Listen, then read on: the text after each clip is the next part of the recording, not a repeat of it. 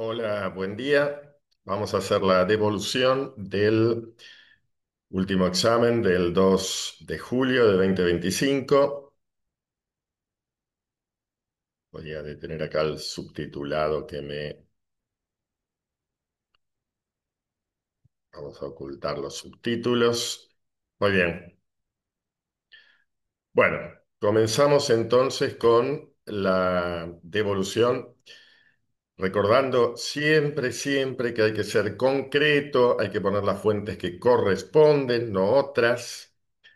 Hay que ser concreto con relación a los datos del caso, es decir, que hay que referenciarse en lo que dice el texto.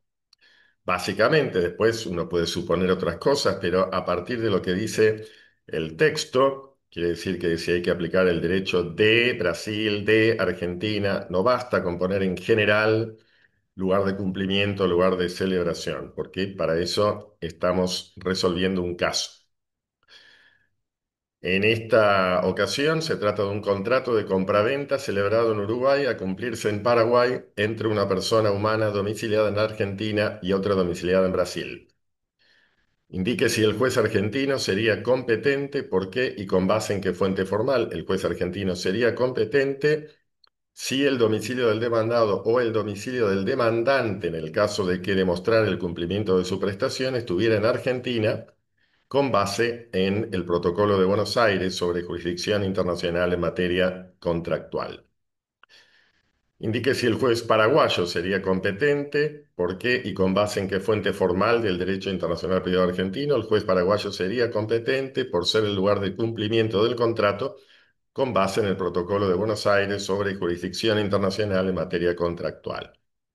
Indique si el juez uruguayo sería competente, por qué y con base en qué fuente formal del derecho internacional privado argentino. En principio, no, porque el lugar de celebración no es un criterio de jurisdicción internacional previsto en general en el Protocolo de Buenos Aires sobre jurisdicción internacional en materia contractual.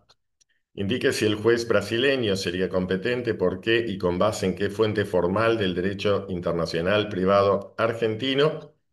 Sería competente el juez brasileño si el domicilio del demandado o el domicilio del demandante, en el caso de que demostrara el cumplimiento de su prestación, estuviera en Brasil, de acuerdo al Protocolo de Buenos Aires sobre jurisdicción internacional en materia contractual.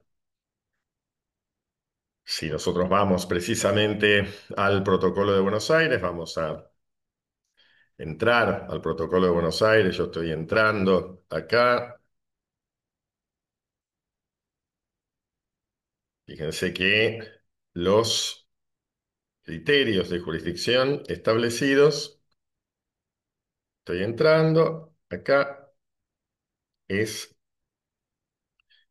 la elección de jurisdicción, jurisdicción subsidiaria, en ausencia, de acuerdo, tienen jurisdicción, etcétera, etcétera.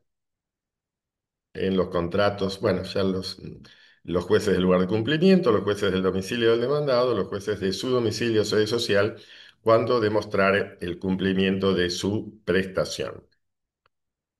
Las personas jurídicas con sede en un estado, bueno, o sea que evidentemente esos son los criterios de jurisdicción.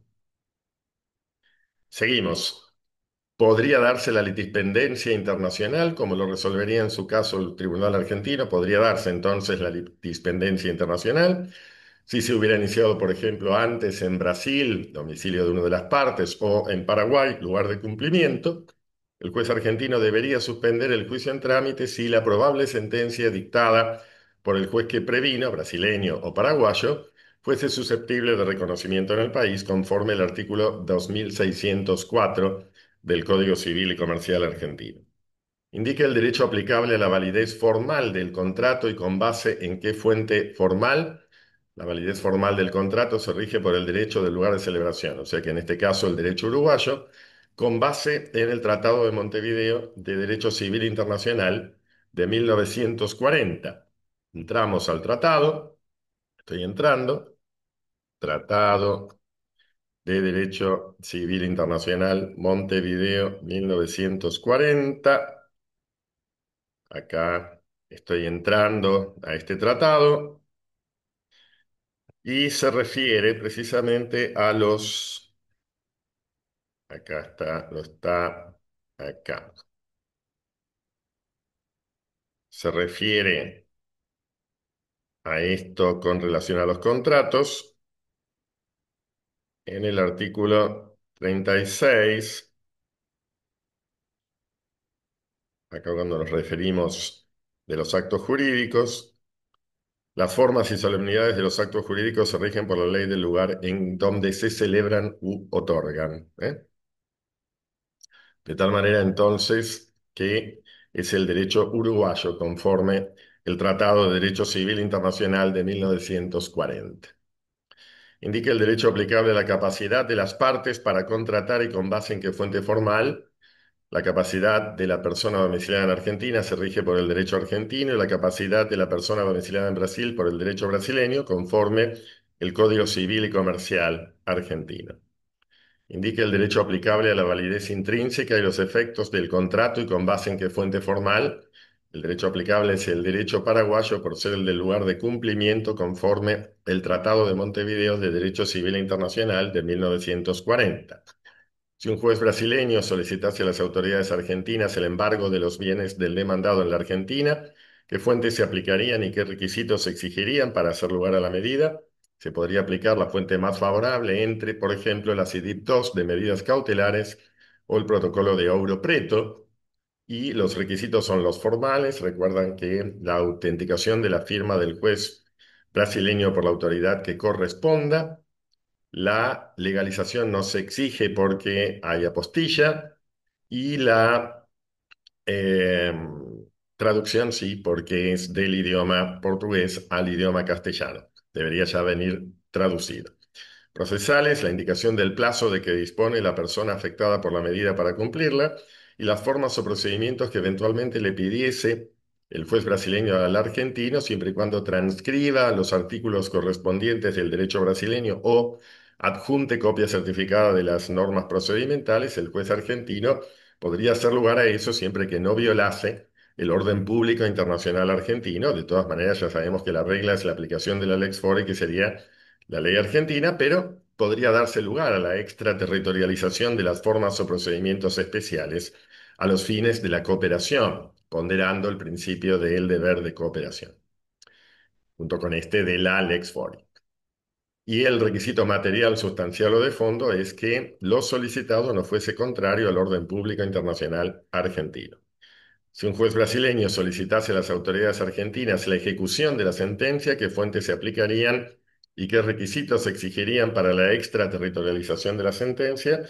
Podría aplicarse el protocolo de las leñas o la CIDIP II de eficacia extraterritorial de sentencias y laudos arbitrales extranjeros, entre otros. Requisitos formales son los mismos de antes. Siempre hay que aplicar, por supuesto, la fuente más favorable a la cooperación. Requisitos procesales: la jurisdicción internacional del tribunal brasileño controlada por el juez argentino de acuerdo a las normas de jurisdicción internacional del derecho argentino. Que se haya respetado el debido proceso en Brasil de acuerdo a lo que se entienda por debido proceso en Argentina y que la sentencia brasileña sea una sentencia firme, ejecutoriada o pasada en autoridad de cosa juzgada y que no haya litispendencia o cosa juzgada en la Argentina. Y el requisito material, sustancial o de fondo es que lo solicitado no sea contrario al orden público internacional argentino. Esto es todo. Éxitos. Hasta la próxima.